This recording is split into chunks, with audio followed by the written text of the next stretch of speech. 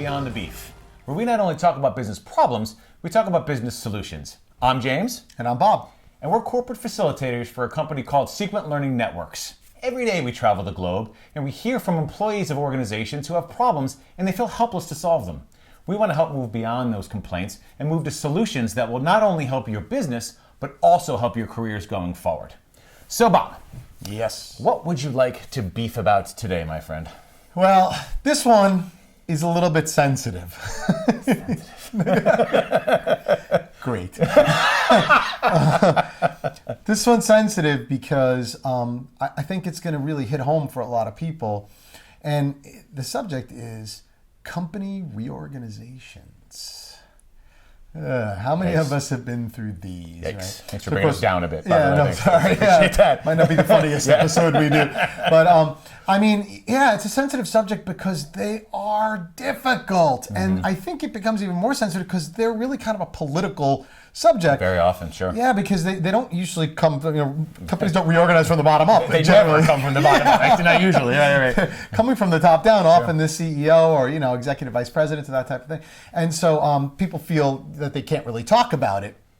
And yet behind the scenes, so many people do. Right. And the reason is because they can be frustrating for so many employees. And scary. And scary. And so I think it is something that we need to talk about. Sure. So, I clearly have opinions on this. I'm sure you do as well. What is your experience with reorganizations? Yeah, I've seen organizations that we work with, and I've been part of organizations that kind of do reorgs more often than you could ever imagine, right? Mm-hmm. And why are we doing this again? Why are we doing this again?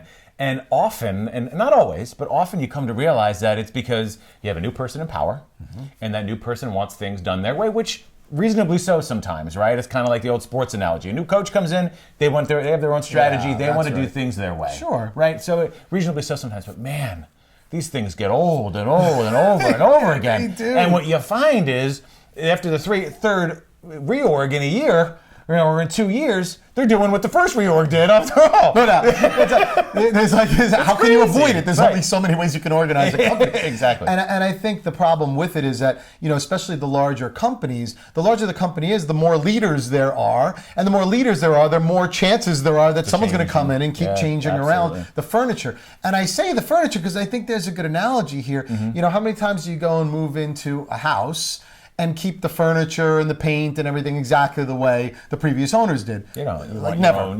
Almost never. Or probably never. Yeah. And the reason that you want to put your own spin on things is because you want to make it your own. And there's an ego thing, or an ego component to it. But I'll tell you what, companies have the same thing.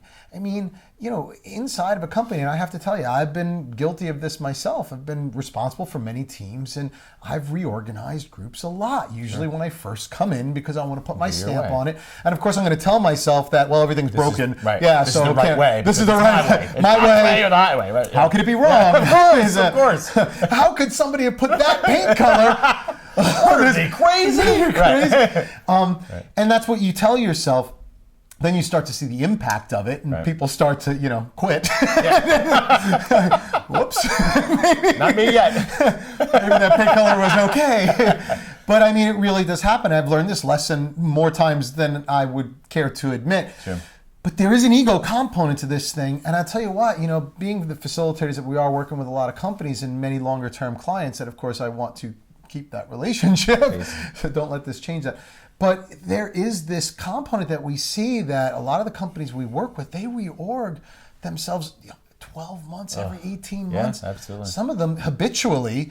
And it's not always bad for our business because take new classes and be able to help them through their reorg. Yeah, they come in, hey, we have a great new idea.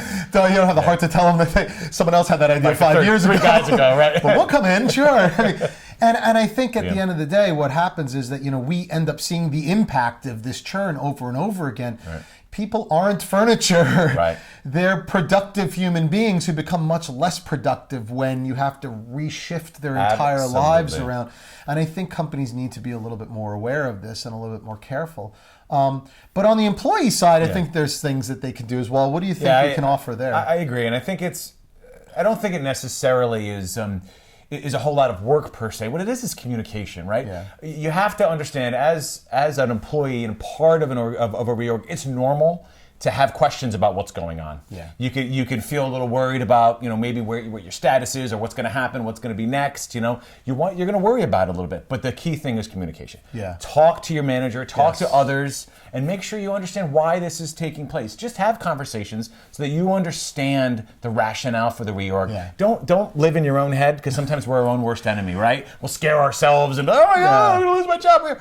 Communicate is the key thing. As that employee in that role, have those conversations and don't speculate what might be going on. Why they're doing it, or there's some evil reason. Absolutely. There usually is some reason behind it. Right. I mean, even if it is ego-driven, there's always some rationale. And so understanding that rationale can help you to digest it and become a healthy part of the change rather than a negative part. Absolutely. And I would also the leaders have a role too. No doubt, but before I go there, I'll say it's really unhealthy for people to gather around the water cooler, go out to lunch, and continue to talk and turn it through and complain about it. Everybody always speculates why. Gossip about it. Oh, why is reorg so bad? And I guess like kind of it's your fault, it's his fault. Yeah, like whatever we're doing here. Oops.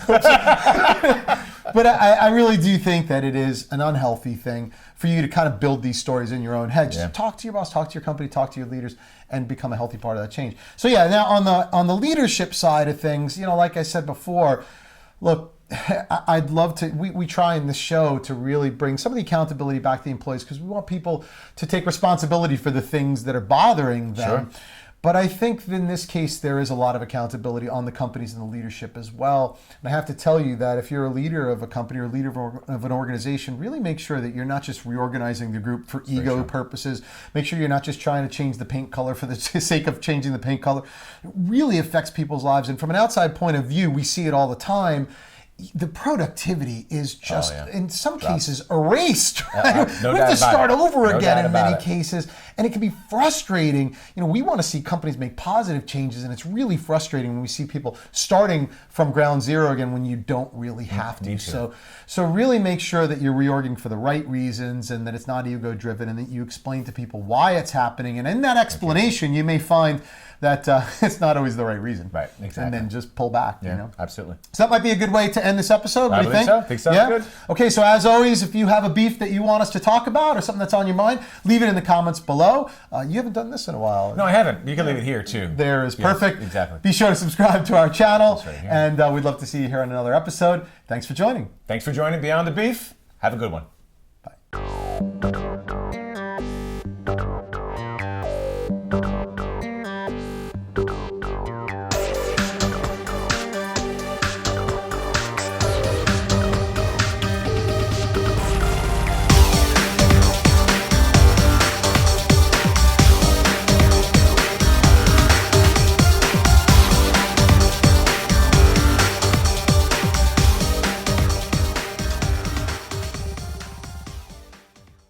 This is a tough topic to be funny on.